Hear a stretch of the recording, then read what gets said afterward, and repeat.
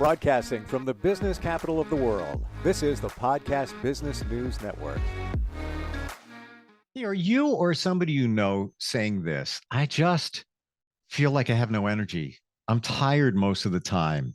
I just feel fatigued. I just can't get moving and it's just lethargic. And then do you chalk it up to, well, it's a change of season, maybe where you are, it's getting a little chillier, and maybe that's it. But then again, maybe it's not. We're going to dig into that and find some possible causes and cures of that. And she is a holistic health and wellness coach, and she's back with us. Lynne Wadsworth is on the program. Hi, Lynne. How are you? Hey, I'm good, Steve. How are you? I'm good. I'm glad we're talking about this because I am always transparent and very honest. And I got to tell you, last couple of days, and I don't think it's the weather, that I've been thinking, I just feel tired. Sometimes after I eat, I'm just like, "Ugh," and that hasn't been, I can't remember the last time I felt that way. What are your thoughts? What are some of the causes? Let's start with that. Well, there are so many. You mentioned seasons. I think when we change seasons, things change for us, and we have to really start thinking again about how am I going to manage this. So people laugh. But here in Florida, we've been experiencing lows in the high 40s and highs in the low 60s, and I'm complaining. So that makes me feel kind of tired, and I just want to snuggle up somewhere because it's cold. So there is that seasonal thing. You don't want to get out and exercise because it's cold. Things change, our bodies change, and we have to remember that we should be eating seasonally. So most people just carry on their same routine throughout the year, which we can do here in Florida because we're normally a pretty stable temperature. Yeah. But when you think about it, the healthiest way to eat is to eat in season. So you have to think about, well, what's in season in my neck of the woods? So for me, I can get hold of anything any time of year. But if I'm trying to eat seasonally, you begin thinking about the autumn foods, and that can really have an effect on how energized you can feel. But let's face it, so for many people, energy comes down to lack of sleep. We know that that's a given. We know if we haven't slept properly, what does that mean for us? Well, we just feel lethargic the next day. But what if it's not just that? So I can tell you that when I was working full time, I'd wake up tired. I'd go to bed tired, and come 3 o'clock in the afternoon, I literally fell asleep at my desk more times than I'd care to say. And sometimes I would, how you're doing something and you suddenly jump awake, and that's what would happen to me. And I'd be like, oh my gosh, luckily I was in my own private office. Right. Yes. But You know what? As soon as you said that, Lynne, I felt it. Like, it's just like you just kind of get in the zone. It's like, and then I'm falling asleep. Wait a minute. Whoa, Yeah, wait, whoa, yeah. back to it. Yeah. Yeah. So of course there can be medical things that are going on. So you always need to check with your doctor. Adrenal fatigue is something that not so much in Western medicine do we talk about, but we certainly do in the health coach realm and in the Chinese medicine realm. It's a very real thing. And one of the things is that you tend to want to fall asleep mid-afternoon. That's one of the adrenal fatigue signs, and there are things that you can do for that. But overall, if you're feeling fatigued, you want to start looking at things like, well, yeah, what is my sleep like? And is my sleep good quality sleep? How's my exercise? Am I hydrating? Am I taking care of myself? I mean, those are all key things. One of the big things is how we eat. So there are certain foods that can make us feel energized, and there are certain foods that can make us feel sluggish. And if we don't eat well, we have to think about, we're gaining weight. Do we maybe have food allergies? Are we a little bit, is this making us anxious, depressed? Do we have belly bloat, maybe even IBS, constipation, low energy, low sex drive? All of those things come into play when we're not eating well. But the fatigue is a huge one, and we don't even realize it. And some of the foods that you might want to add to your diet are things like leafy greens, avocado, berries, the healthy oils like coconut oil, olive oil, avocado oil, because oils get a bad rap. We all think You know that. what? Can I jump in there just for a second? Just what you said. And a really good friend of mine is big on coconut oil. And I thought that it's not the best thing for you for many different reasons. But you're saying coconut oil is good. Coconut oil, olive oil, avocado oil. I mean, you've got to compare it and you've got to think what you're using it for, because like olive oil, you can't really cook to high temperatures. Coconut oil, you can go a bit higher. Yes. Avocado oil is a good alternative. So the idea is we're supposed to get so many helpings of good, healthy oils, fat into our body. So fats include things like nuts. But if you're cooking, you want to think always about using something healthy. You're going to feel more energetic. If you're so here's a funny thing. When Burger King first came out with their plant-based burger alternative, my husband said to me, "Oh, this is wonderful. You can go to Burger King with me now, and you can have one of these plant-based burgers." And I'm like, "But how do they cook the burger? Do they cook it on the same grill as the other one?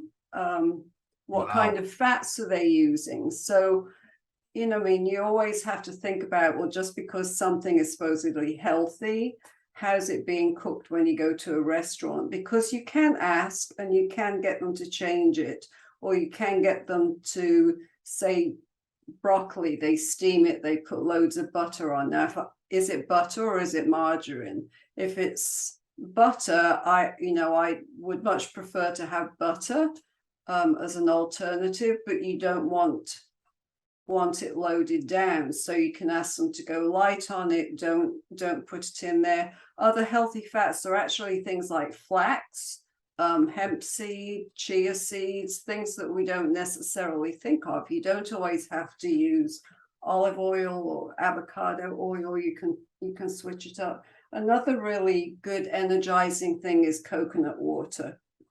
So it's very healthy for you. Sometimes I'll put that in my smoothies instead of water, or I'll do half and half, because it does have lots of good minerals and vitamins, different things that are going to hydrate you better. So, it can all be in what you eat.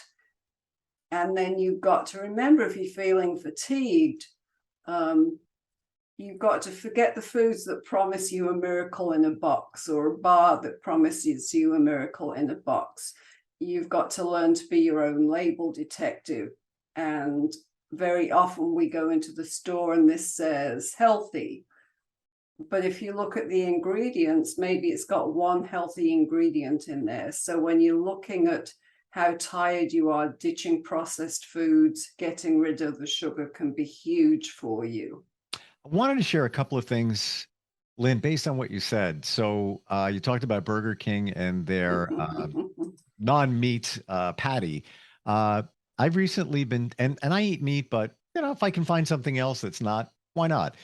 Starbucks has a breakfast sandwich, and I think they call it the Impossible Sandwich. And it basically it's impossible made with for impossible meat. yeah, it's so good. So I have to believe it's not being cooked on a grill, because it's sitting there. They heat it up. How good is it for you? I don't know. Tastes good. And it's like 21 grams of protein, obviously lots of carbs, but not super high in calories, maybe 400 calories for a breakfast. So that's one thing. And when we talk about fatigue, how do we define it? Is it just I'm feeling tired for a few days? Is it ongoing? We have that feeling. And also, when it comes to fatigue, what about if you only feel it certain times of the day? These are things that go through my mind. I'm always wondering about these questions. So I think that if you've got short-term fatigue, that's pretty normal. Maybe something's going on in your life. Remember, stress is something that really can make us tired, depressed. You've always got to keep in mind, if it's long term, you want to see a doctor. Maybe there's something going on, maybe you're depressed, maybe there's something wrong. But if you're just thinking about it from a perspective of, like I did, every day I would have this fatigue, it would not go away, it didn't change. A couple of times I did treat myself with the help of a kinesiologist for adrenal fatigue, and that made a huge difference. And I went from being tired all the time to having the energy. Was it, I just want to go back to that, Lynn. Were you tired all the time? All the time. You Yes. just couldn't get past it. It's just like, Yes. you think of a task ahead of you and it's like, oh, I don't know if I could do it. I'm just dragging. I feel like there's a 100-pound weight in back of me as I'm dragging along in life. And I just, just trying to get to the next step. That's what it felt like. Yeah. Yeah. And then you have to remember, with something like adrenal fatigue, now there are people that have it at a young age because there's usually something else going on in their lives. But very often, like we talked about last time, when you're thinking about midlife, your hormones are all out of whack. And our adrenals have things to do with that. There's a greater drain on our adrenal glands during that time. So we're more prone to something like adrenal fatigue. So, you've always got to think about, where am I at in the present moment? It's great to keep a diary to see, what am I eating? How much am I sleeping? How do I feel when I eat a certain type of food? This is something I learned from dealing with migraines for years. I was very bad about keeping a journal for it. But when I became a health coach and I was trying to change my life, I paid attention to, how does this food make me feel? Because it can be a certain food that might be draining you. Right. Maybe it's something you've eaten all your life, but as we get to a different phase of our life, maybe it doesn't sit so well in our body. So it's really the long-term fatigue where you've got to be a lot more careful.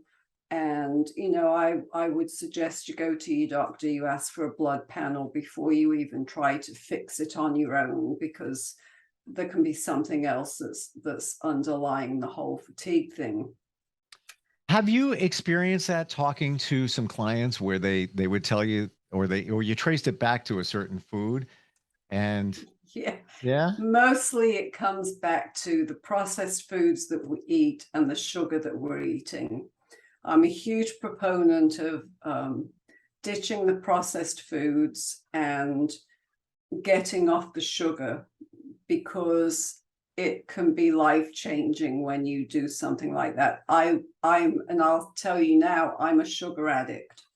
If I start eating things with sugar, I can't stop. So, you know what? yeah. Same exact way. And, wow. I'm glad we're talking about this, because we're not alone.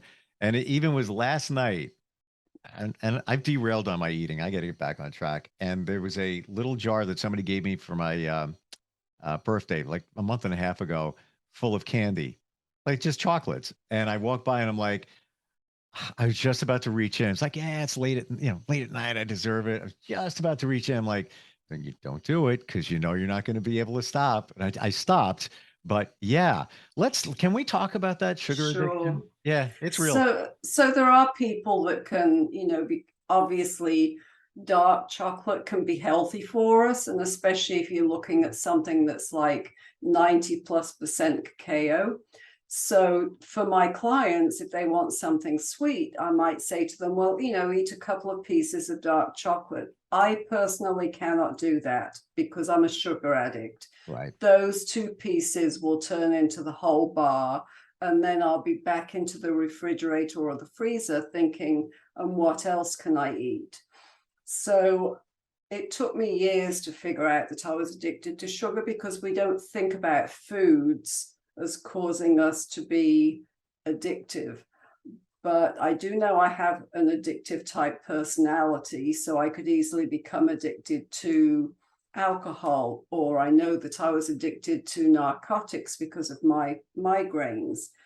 And so I'm what I call an addictive personality. And if that's you, then it's very often best just to get rid of it and just not eat it.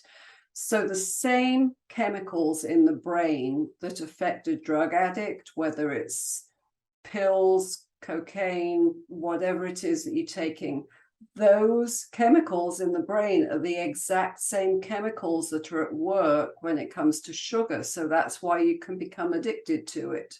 Can we talk about that for just a moment? When some, and you said this is why it's resonating. When somebody has an addictive personality, are they or can they be addicted to many different things? For example, I know somebody who I believe has an addictive personality, and I believe that even in relationships, she becomes obsessed and addictive with them, like just all over them, just even in the beginning stages of the relationship. And she also has substance abuse issues in the past. But then you would find her gravitating toward other narcotics, or it could be alcohol. So is that addictive personality in the brain is just something that they're just addicted to things? I think so. I think it also, though, can go back to an emotional thing. Sure. So if you've had trauma as a child, Absolutely. of course, that can cause that. Some of it is really just lack of knowledge, because so when I got off the narcotics for my migraines, I felt so much better. I was lucky because at the time I was going through a program with Tampa General Hospital, which was a holistic program for migraine sufferers. Plus, I was in college for learning how to be a health coach. So I could easily have changed one addiction for another, which is what I'd done in the past. So, for example, we came one time when we came to the States, we were stationed out in Utah. I was totally on my own, didn't know anybody. So my mum and dad used to make their own wine, and I happened to love apricot wine because it's nice and sweet, and I brought lots of bottles back with me. So the kids were in school. I didn't even think about it. Every afternoon I'd find myself drinking a few glasses of apricot wine because it made me feel better. So that's often what the addictive personality is looking for, something that makes you feel better, which is why very often it's linked to the foods that you eat, or you go to something that gives you comfort. I stopped drinking the wine, then I probably went back to chocolate since I was a chocoholic. But By the way, I just want to add in there, I didn't know they made that kind of wine. Wow. It sounds delicious. Well, apricots, of course, we don't get here in Florida, so I have to wait for June for them, and they're never as sweet as where you can pick them off the trees. Right. So yeah, anything, but again, there was lots of sugar in it, so it was still part of that sugar addiction that I had not recognized.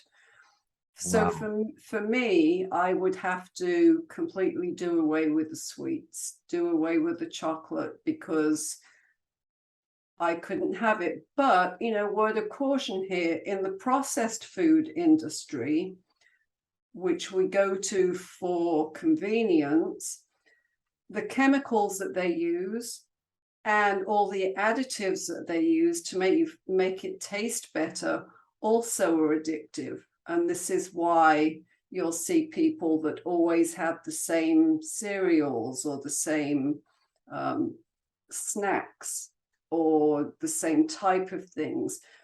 The low fat, no fat alternative that was so big here a while ago, what they did was they stripped all the nutrition out of these foods, and then they add chemicals and preservatives and artificial flavors to make it taste better.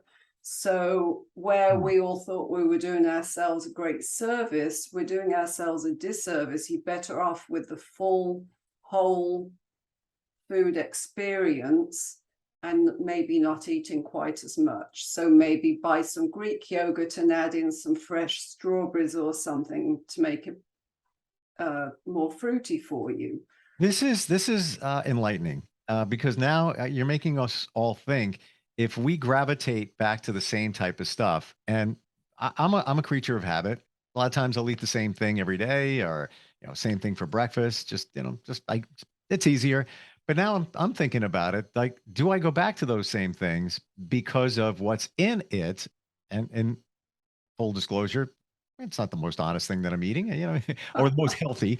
Um, Maybe there's a reason because of what's in there. Same thing as we've heard for decades at fast food restaurants. There's certain chemicals that go in, of course, sodium. We can be addicted to sodium. Things that are in there that gravitate us back because they want to sell those. And Right. billions of Right. dollars are at stake.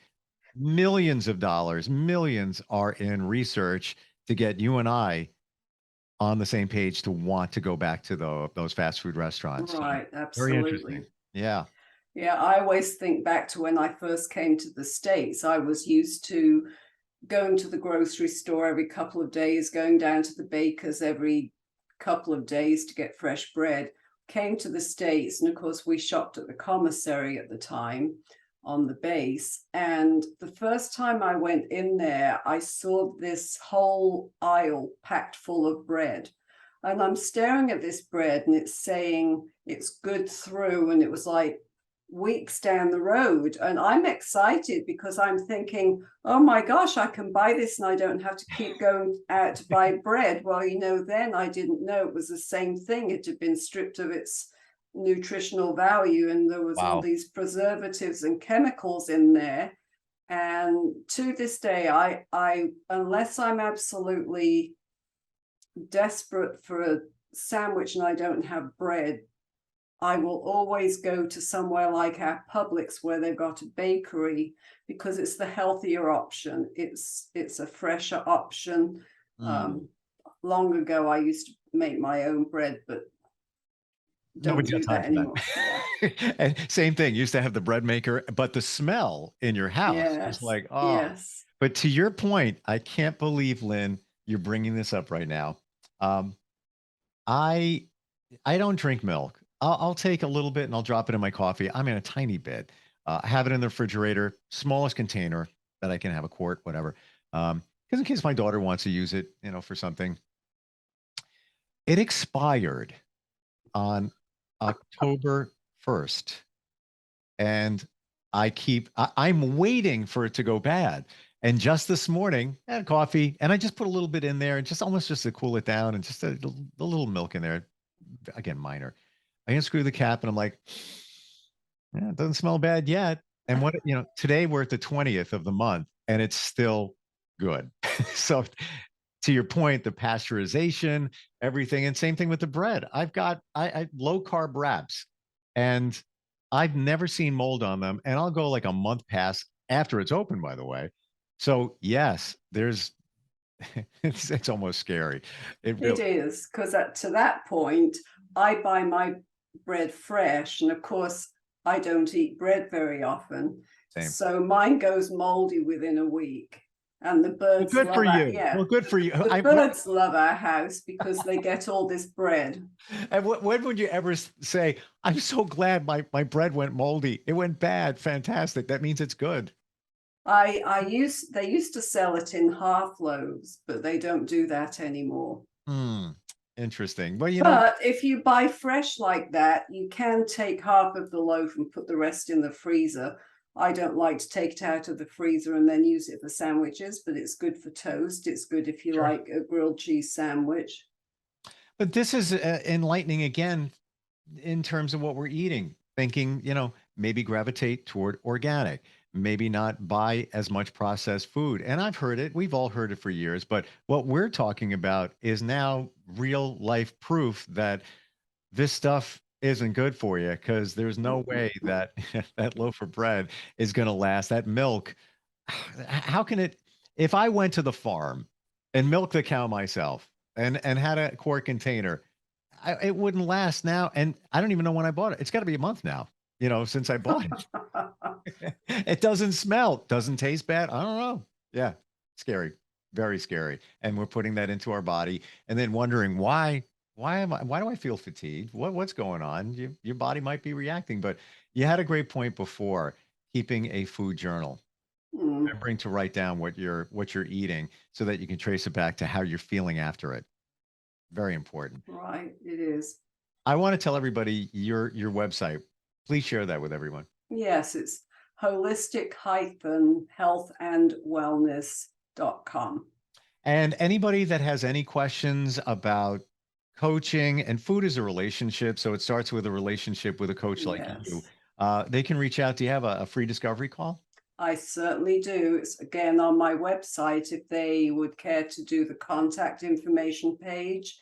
And on that page, they can just contact me, or they can email me at lwadsworth@verizon.net. Sure. If anybody has any questions about even fatigue, that's where we started today, and went into sugar addiction, which I'm glad we did that too.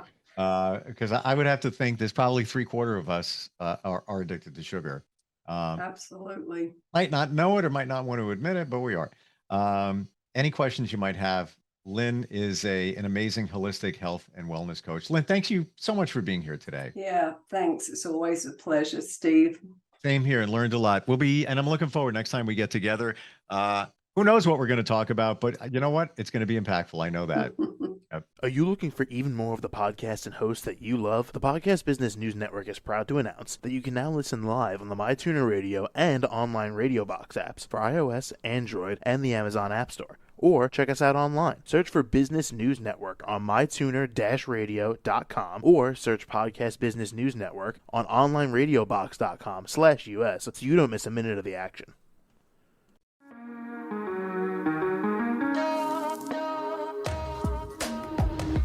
Broadcasting from the business capital of the world, this is the Podcast Business News Network. For nearly 2,000 severely injured veterans, everyday life has become filled with barriers. Day-to-day simple tasks can become pretty daunting. I have to carry my chair up 2 flights of steps or have somebody do it for me. What scares me the most is just the falling. When I'm struggling with my house, I think, to have that one great barrier just knocked down, it's crucial. Home for Our Troops is a wonderful nonprofit that builds a mortgage-free, fully adaptive, handicap-accessible house. And there's no catch. It'll be our very first home that we've ever owned. This is a game changer. This is where your life begins again. We need you to join us in completing this important mission. Please visit hfotusa.org and help build homes and rebuild lives. Because of you, everything's going to be okay.